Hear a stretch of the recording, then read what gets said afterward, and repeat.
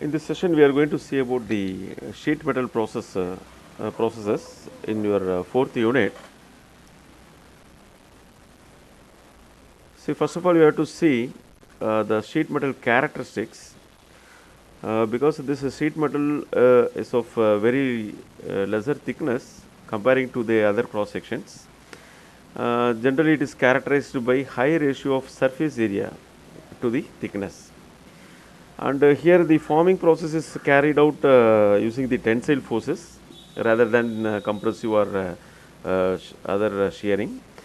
Here the decrease thickness should be avoided because already the sheet metal is of minimum thickness, and when the thickness is further reduced in forming process, what happens? It lead to necking and failures, and cracks would be produced and the failure of component would happen. The major factors that contribute significantly will be elongation, anisotropy, grain size, residual stresses, spring back, and wrinkling.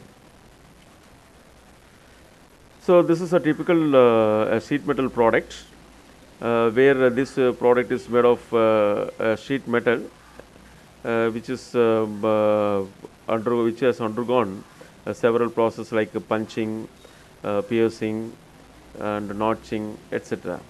Here there is a vertical feature, a bend feature, a stock feature, and we have a hole, so that is hole feature, and we have a rectangular slot, and here we have a round hole, and we have a chamfering, and also we have the forming process. See here, this is a lancing, so we can call it as a double lancing, and this is a half bridge lance. So these are the typical operations which we can do in any of the sheet metal products.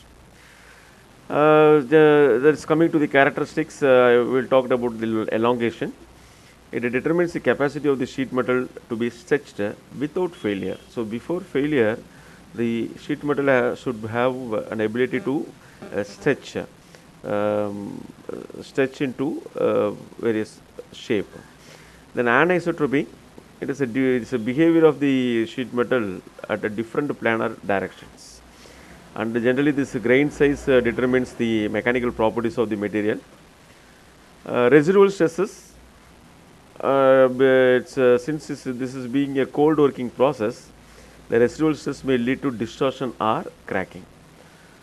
Generally, these residual stresses should be at a minimum level to avoid these defects. Spring back is provided for the elastic recovery of the plastically deformed workpiece. And the wrinkless, if the work in progress is not clamped properly or proper clearance is not provided, the wrinkles may occur.